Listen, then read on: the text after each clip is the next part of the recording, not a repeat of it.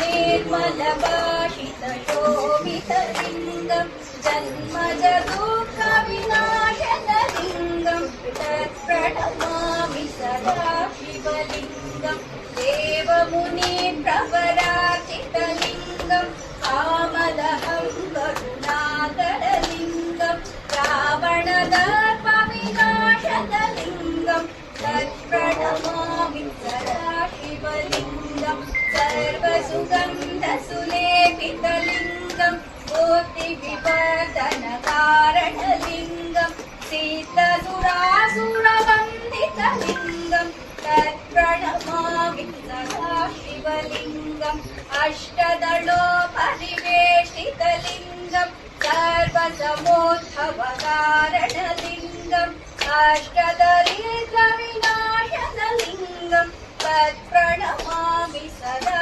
शिवलिङ्गं कनकमहामणिभूषितलिङ्गं मणिपतिवेदितशोभितलिङ्गं दक्षसुयज्ञविनाशनलिङ्गं तत्प्रणमामि सदा शिवलिङ्गं कुङ्कुमचन्दनलेपितलिङ्गं पङ्कजहारसुशोभितलिङ्गं सञ्चितपापविनाशनलिङ्गं तत्प्रणमामि सदा शिवलिङ्गं देवगणाचितसेवितलिङ्गं भावैकात्तिभिरेव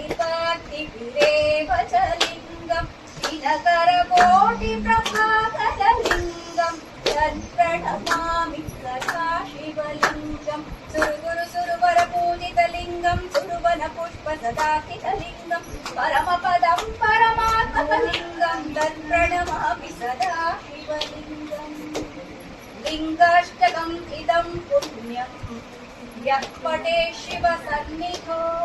शिवलोकमवाप्नोति शिवेन सह मोदते नमः पार्वतीपते हर हर महादेव।